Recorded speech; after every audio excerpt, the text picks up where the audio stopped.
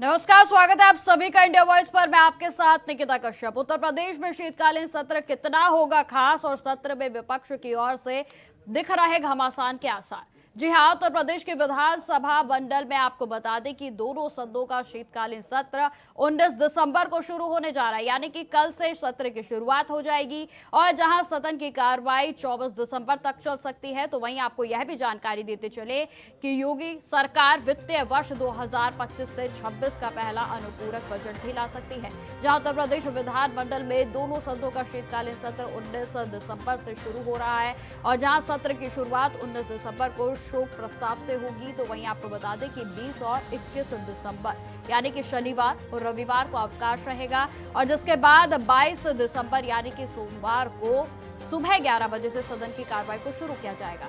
तो वहीं आपको बता दें कि इस विषय पर सपा के विधायक रवि दास का कहना है कि सत्र की कार्रवाई 20 और 21 दिसंबर यानी कि शनिवार और रविवार को भी हाउस चलाया जाए, जहां उनकी ओर से यह मांग की गई है। तो वहीं यह भी जानकारी देते चले कि उत्तर प्रदेश में इन दिनों एसआईआर का मुद्दा पूरी तरीके से गरमाया हुआ है और ऐसे में विपक्ष एसआईआर को लेकर सरकार को घेरने की कोशिश कर सकता है और साथ ही साथ महंगाई हो, बेरोजगारी हो, किसानों से जुड़े मुद्दे हो या फिर कानून व्यवस्था की बात हो, तो इन सबको लेकर भी बहस होने की उम्मीद पूरे तरीके से जताई जा रही है। और जिस तरीके के आसार सामने आ रहे हैं, इसको देखकर यही लगता है कि कल जो शीतकालीन सत्र की शुरुआत होगी, इसमें बेहद ही घमासान होने के आसार सत्र के जो विपक्ष है उसकी ओर से नजर आ रहे हैं। जहां कल से सत्र शुरू होने जा रहा है, तो वहीं आपको बता दें कि 19 से 24 दिसंबर तक सत्र जो है वो चलेगा और जहां अनुपूरक बजट और 8 विधेयकों पर विशेष चर्चा इस बीच की जाएगी।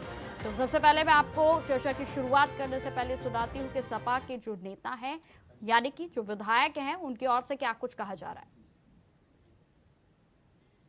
और उसमें कुल हाउस चलेगा 3 दिन। हम लोगों ने ये मांग करी कि शनिवार और इतवार को भी हाउस चलाया जाए और उसके बाद 25 तारीख के बाद फिर से विधानसभा का सत्र बुलाया जाए, लेकिन ये हम लोगों की मांग अभी स्वीकार नहीं हुई है और ये कहा है कि इस पर निर्णय लेंगे। 22, 23, 24 केवल 3 दिन विधानसभा चलेगी। उत्तर प्रदेश जहां 25 करोड़ की आबादी है और बहुत समस्याओं से पूरा प्रदेश घिरा हुआ है, इन 3 दिन में सभी विषयों के ऊपर चर्चा होना संभव नहीं है। 22 तारीख को वंदे मातरम पर चर्चा का निर्णय किया गया है।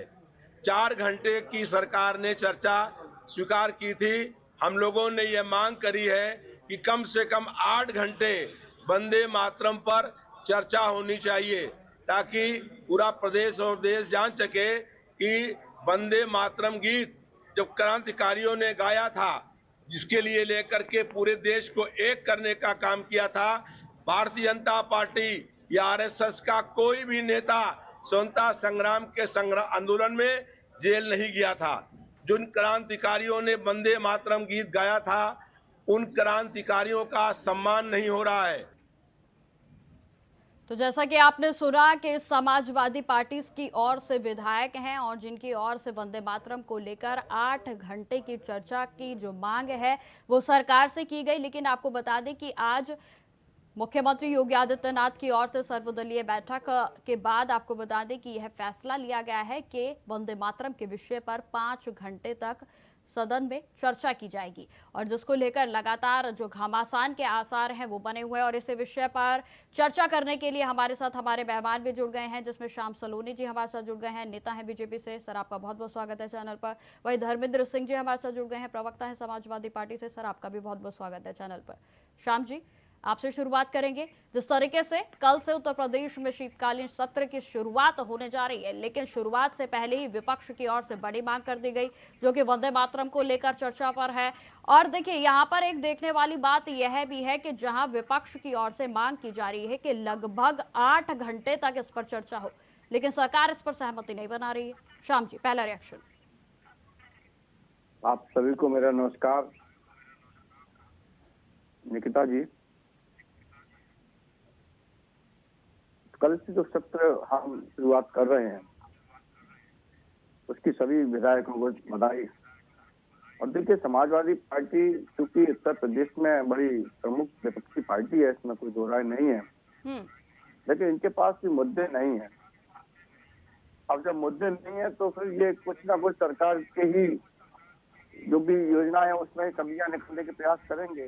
अब जैसे उन्होंने कभी कह दिया, रवि मल्होत्रा जी को मैं सुन रहा था, क्रांतिकारियों को वो अपना प्रेसिडेंट बना रहे हैं। अरे क्रांतिकारी पूरे देश के थे, किसी पार्टी के नहीं थे, कोई राजनीतिक पार्टियां उस समय थी नहीं। राजनीतिक पार्टियों का कोई वर्चस्व नहीं था, तब एक जज्बा था कि हमको देश को आजाद करना है और हर नौजवान में ये जज्बा हुआ करता था। लेकिन कुछ राजनीतिक पार्टी जैसे कांग्रेस पार्टी, उस समय कांग्रेस पार्टी के लोगों का यही था, उन्होंने 23 साल के नौजवानों को फांसी लगवा दी, पैरोकारी नहीं की, उनको बचाया नहीं, उनके लिए कभी खड़े नहीं हुए। तो ये प्रदर्शित करता है कि हाँ, कहीं ना कहीं उनको। श्याम जी, आपने कहा कि मुद्दे नहीं है, मुद्दे कैसे नहीं है? देखिए, विपक्ष तो ये कह रहा है कि जिस तरीके से जहां एक तरफ कहा जा रहा है कि भाई 1 सप्ताह तक जो है ये सत्र चलेगा, लेकिन इसमें 2 तो छुट्टियां ही हैं, और जहां विपक्ष तो ये भी कह रहा है कि शनिवार और जो रविवार है उस दिन भी जो है सदन में कार्रवाई चलनी चाहिए। तो तमाम विषय तो उनके पास है। खैर, चलिए ठीक है श्याम जी, मैं आपके पास दोबारा से आऊंगी। धर्मेंद्र जी, आपकी ओर आना चाहूंगी। जिस तरीके से आपने श्याम जी को सुना, उनकी ओर से लगातार कहा जा रहा है, सरकार की ओर से लगातार ये भी कहा जाता है, जो तमाम नेता हैं, जनप्रतिनिधिगण हैं, उनकी ओर से कहा जाता है कि जो विपक्ष है वो मुद्दा विहीन है। जवाब देखिए, इस वर्ष का ये जो सत्र है दिसंबर का शीतकालीन, ये अंतिम 2025 में बैठक होने जा रही है। इतना कम समय दर्शाता है कि सरकार विमर्श चाहती है, मुद्दों पर बहस चाहती नहीं। वो अपनी कुछ बिल या कुछ अपने प्रस्ताव लेकर के सदन में आना चाहते हैं, केन प्रकारेण मुद्दों पे बात न हो, उसको पास करा करके जो एक लीगल प्रक्रिया है उसको किसी तरह से पूरा करके आगे बढ़ना चाहते हैं। सच ये है कि उत्तर प्रदेश के अंदर तमाम गंभीर समस्याएं बनी हुई हैं और गंभीर होती जा रही हैं। ठीक वर्तमान में एसआईआर में जो समस्या है, जो डेडलाइन निर्वाचन आयोग ने दी थी, जिसमें 4 तारीख शुरू में अंतिम किया था, अभी तो 26 किया है, उसमें बड़े पैमाने पर विमर्श की आवश्यकता है, क्योंकि बहुत अधिक संख्या में वोटरों को सी के कॉलम में डाल दिया गया है, जिसके कारण उनको ए और बी में और मैचिंग कराने में एक लंबी प्रक्रिया से गुजरना होगा। और जो तमाम समस्याएं हैं, तमाम मतदाताओं के जमा नहीं किए जा रहे हैं, इस तरह एक जो एसआईआर तो डिटेल में क्योंकि सदन में चर्चा होगी, हम डिटेल में आपको नहीं कहना चाहते, लेकिन एक मुद्दा ये भी है और इस पर प्रॉपर बहस की जरूरत है। लेकिन धर्मेंद्र जी, क्या आपको नहीं लगता कि वंदे मातरम पर समय मांगने के बजाय जो ये विषय है, इस पर समय मांगने की बजाय रोजगार पर बात हो सकती है, शिक्षा पर बात हो सकती है, तमाम ऐसे मुद्दे हैं उत्तर प्रदेश में, लेकिन वंदे मातरम पर समय जो है आपके विपक्ष जो है वो लगातार मांग रहा है? नहीं निकिता जी, हमारा जो ऑफिशियल स्टैंड है, महंगाई, बेरोजगारी, नौजवानों की नौकरियां, जिस तरह से छात्रों के उनको अभी आपने देखा प्रयागराज में किस तरह से प्रतियोगी छात्रों को प्रदर्शन भी नहीं करने दिया गया, उनकी जायज मांगों को सुनने वाला कोई आयोग से निकल करके नहीं आया। और जबकि केवल वो मांग कर रहे थे कि आपने किस आधार पर ये कम संख्या में लोगों को उत्तीर्ण किया है और उनकी आंसर शीट ऑनलाइन करने में, जो कि सबका अधिकार है। इसमें क्या दिक्कत है? अगर आपने कोई बेईमानी, कोई चोरी, कोई हेराफेरी नहीं की है तो आंसर शीट ऑनलाइन कर दीजिए, क्वेश्चन सारे ऑनलाइन कर दीजिए, उसके आंसर ऑनलाइन कर दीजिए, लोग मिला ले और उसके बाद आप बता दीजिए इतना कट-ऑफ है, ये हमारी प्रक्रिया है। इसमें आरक्षण में किस वर्ग के कितने विद्यार्थियों को उत्तीर्ण किया गया है, फाइनल में कितने लोगों को ले जाए। चलिए, एक बार को धर्मेंद्र जी ये भी मान लिया जाए कि जो 1 सप्ताह का समय है उसमें भी 2 दिन यदि कट जाते हैं, तो जो शेष दिन बचे हैं, आप सुनिए ना मेरी बात, शेष दिन जो बचे हैं, क्या उसमें आपको लगता है कि बिना विरोधाभास के पूरे तरीके से जो शीतकालीन सत्र है वो फ्लुएंट चल सकता है? विपक्ष भी तो जमकर हंगामा करता है, फिर स्थगित हो जाती है, तो जो तमाम मुद्दे होते हैं उन पर भी चर्चा नहीं हो पाती है, विपक्ष भी तो वॉकआउट कर जाता है ना धर्मेंद्र जी। नहीं निकिता जी, विपक्ष क्या चाहता है? विपक्ष चाहता मुद्दों पर बहस हो, खुली बहस हो। हम इसीलिए सदन में चाहते हैं कि ज्यादा से ज्यादा चले और ज्यादा से ज्यादा बहस हो सके। सरकार बहस से, मुद्दों से भागती है, कारण है कि उनके नेता बाहर किस तरह के बयान देते हैं। ठीक है धर्मेंद्र जी, श्याम जी जवाब देना चाहूंगी। धर्मेंद्र जी साफ तौर पर कह रहे हैं कि सरकार मुद्दों पर बहस करने से भागती है। 3 सेकंड सुन लीजिए। ठीक है धर्मेंद्र जी, प्रदेश जल्दी से में पूरा कानून- करिएगा अपनी बात। हाँ, कानून व्यवस्था की इतनी बड़ी समस्या बनी हुई है। कोडीन माफिया लोगों के दिलो दिमाग में छा गए हैं, लोगों को सोचने की क्षमता का हरण कर ले रहे हैं। उनको अवसर ही नहीं मिल रहा कि वो कुछ विचार करके देश के प्रगति के बारे में, और सरकार द्वारा संरक्षित लोग हैं। इस तरह के नौजवानों की नौकरियां नहीं मिल रही, किसानों को खाद नहीं मिल रही है, नकली खाद से परेशान है। यही तो मैंने बोला ना धर्मेंद्र जी, यही तो मैंने बोला कि ऐसे तमाम मुद्दे हैं, शिक्षा है, बेरोजगारी है और अन्य तमाम ऐसे विकास के मुद्दे हैं, लेकिन वंदे मातरम पर समय जो है विपक्ष मांग रहा है। ठीक है धर्मेंद्र जी, मैंने आपकी बात सुन ली। श्याम जी, मैं आपसे जवाब लेना चाहूंगी। ठीक है धर्मेंद्र जी, आऊंगी मैं वापस। और उस पर भी बात हो, क्या दिक्कत है? ठीक है श्याम जी, धर्मेंद्र जी की ओर से कहा गया है कि भाई सरकार जो है, जब हम इस पर बहस करते हैं तो यही बहस तो सरकार नहीं करना चाहती। श्याम जी जवाब दीजिए। निकिता जी, बड़े हास्यास्पद बातें धर्मेंद्र जी कर रहे हैं। मैंने अभी कहा था मुद्दा नहीं है विपक्ष के पास, ये शिक्षा पर बात नहीं कर सकते हैं, रोजगार पर बात नहीं कर सकते हैं, कि आंकड़ों के साथ सदन में बात नहीं कर सकते हैं। जितना रोजगार उत्तर प्रदेश सरकार, योगी सरकार ने रोजगार दिया है, किसी भी फील्ड में चले जाइए, क्योंकि केवल पब्लिक को गुमराह करना, अपने आप को ऐसे अपशब्दों का इस्तेमाल करना, ये इनकी बहुत बड़ी एक मजबूरी है। आमने सामने जब सदन में बैठेंगे तो वहां जो किस मुंह से, किस हैसियत से कहेंगे कि कितने आपने रोजगार दे दिए, कितनी शिक्षा में आपने क्या क्या सुधार किया है, किसानों को क्या क्या हमने योजना दी है, किसानों को कितना हमने लाभ दिया है, क्योंकि ये जानते हैं अच्छे तरीके से आज कोई भी वर्ग अछूता नहीं है जिसको लाभ नहीं मिला हो। इसलिए वंदे मातरम पर विशेष चर्चा चाहते हैं, और वंदे मातरम पर जिन स्वतंत्रता सेनानियों का इन्होंने अपमान किया, कभी उनका सम्मान नहीं किया, उन पर ये चर्चा करके क्या साबित करना चाहते हैं? अरे श्याम जी, जो झूठ नहीं है फंस जा रहे हैं। तो चलिए श्याम जी, ठीक है वो बात मान लेते हैं, लेकिन आप एक बात बताइए, उत्तर प्रदेश जो है इतना बड़ा प्रदेश है, क्या आपको लगता है कि सिर्फ इन चंद दिनों में सभी जो विकास के मुद्दे हैं या जिस तरीके से जो भी योजनाएं चल रही हैं उन सभी का लेखा जोखा इन दिनों में हो जाएगा? देखिए, समय पर एक केवल शीतकालीन सत्र नहीं है, हर सत्र होता है, मानसून सत्र भी होता है, ग्रीष्मकालीन भी होता है, सत्र हमारे समय पर होते हैं। मैं ये बताना चाहता हूँ कि हमारा जो सरकार का रवैया है, तो जनता के प्रति जो हम लोग कार्य करते हैं, क्योंकि हम जनता से जुड़ करके कार्य करते हैं। SIR का जो मुद्दा है, इन्होंने इसको मुद्दा बना लिया जबकि मुद्दा नहीं है। SIR एक प्रक्रिया है, इनकी सरकार में पहले हुई है, जो समय पर होती है। कितने लोग आज बच्चे से किशोरावस्था में आए, आज 18 वर्ष के पूरे हो गए, उनको नाम आना चाहिए, उनको मताधिकार का सम्मान मिलना चाहिए, ये SIR में होता है। कितने लोग इस दुनिया में अब नहीं है, हमारे बुजुर्ग नौजवान जो चले गए हैं, असमय मृत्यु हो जाती है, उनका नाम हटना चाहिए। कितने लोग जो प्रदेश से बाहर शिफ्ट हो गए हैं, उनके नाम रखने चाहिए। अब इसमें तो क्या आपत्ति है? क्या ये नहीं चाहते हैं कि ये होना चाहिए? फिर ये कहते हैं कि वोट चोरी हो रहे हैं। जब व्यक्ति है ही नहीं, उसके वोट आप डलवाओगे। यदि बुरके में कोई महिला आती है, बुरके की महिला का अगर आप उसका हिजाब उतार के देखना चाहते हो तो आप सरकार को दोष देते हो। तो विपक्ष श्याम जी, विपक्ष तो जो है शनिवार और रविवार के लिए भी कार्रवाई को चलाने की बात कर रहा है। मैं तो कह रहा हूँ निकिता जी, सोमवार मंगल से बैठा आराम से चलने दें। बहुत बहुत धन्यवाद, आभार होगा उत्तर प्रदेश की जनता के ऊपर इनका। ये कम से कम 3 घंटे आराम से सदन को चलने दें, क्योंकि ये चलने नहीं देंगे। ये विपक्ष का एजेंडा है, सदन को चलने नहीं देना है, किसी ना किसी मुद्दे पर वॉकआउट करना है। कि क्या देखेंगे, क्या बैठेंगे, क्या सुनेंगे? किसी मुद्दे पर बहस नहीं कर सकते ये लोग। बहस करने के लिए इनके पास कोई मुद्दा होना चाहिए। मुद्दा इनके पास है नहीं, विषय इनके पास कोई है नहीं।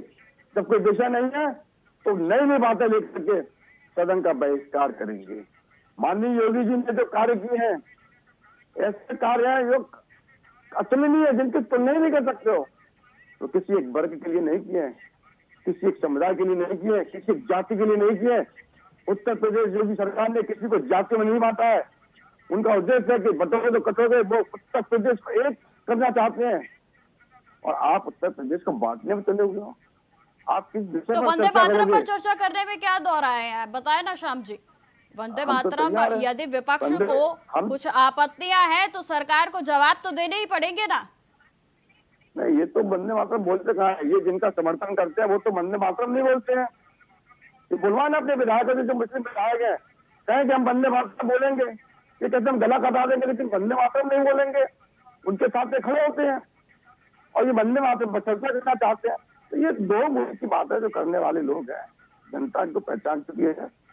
ये मुसलमानों की बात करते हैं और मुसलमान वंदे मातरम बोलने से हरगिज कतराता ठीक है श्याम जी, वो कहता है, धर्मेंद्र हम जी वंदे जवाब मातरम नहीं दीजिए। बोलेंगे। आपने सुना तमाम बातों को जो श्याम जी ने कही। देखिए श्याम जी के निकिता जी एक बात का मैं जवाब दूंगा। एक तो ये वंदे मातरम को कह रहे थे, तो वंदे मातरम को पहले इनको ध्यान देना चाहिए कि विमत से हटाने के लिए आदरणीय नरेंद्र मोदी जी प्रधानमंत्री भारत लेकर के आए सदन के अंदर, और वंदे मातरम पे तथ्यों को मिसलीड करते हुए सदन के माध्यम से जनता तक एक तमाम महापुरुषों के बारे में जो तथ्यात्मक नहीं थी, बिना तथ्यों से परे टिप्पणी उन्होंने की। इसने कहा कैसे क्योंकि वंदे मातरम से भी इनका दूर दूर तक कोई रिश्ता नहीं था। धर्मेंद्र जी, वैसे मैं भी ये बात समझना चाहती हूँ, जो विपक्ष है यानी कि समाजवादी पार्टी की ओर से वंदे मातरम पर जो चर्चा होने के लिए वो लगातार बोल रहे हैं, उसमें वो क्या विषय उठाना चाहते हैं? देखिए मैं क्या बता रहा हूँ, ये एक मन विधान होता है सरकार का। रैलियों में अपनी उपलब्धियों का गान करने के लिए रोज इनके पास टीवी माइक है, मंच है, रैली कर रहे हैं, उससे कोई दिक्कत। सदन होता है डिस्कशन के लिए और जनता के बुनियादी सवालों के लिए। जनता के रूलर से लेकर के अर्बन तक जो जो समस्याएं होती है उसको उठा करके, कहाँ बिजली नहीं, कहाँ पानी नहीं, कहाँ बेरोजगारी की समस्या है, कहाँ किसान की समस्या है, कहाँ SIR में दिक्कत हो रही है, कहाँ कोडीन माफिया सक्रिय हो गया है, लोगों को नकली दवाइयां मिल रही है, जहाँ बिजली नहीं हो, डिस्कशन चाहता है। और फिर जहाँ बिजली नहीं हो, कोई मैं एक मिनट रूलर की बात छोड़ मैं बीच में नहीं बोलता हूँ, मैं रूलर की बात कर रहा हूँ। नहीं, समय समाप्त हो जाएगा तो मैं आपका क्वेश्चन तो पुट अप कर सकता हूँ।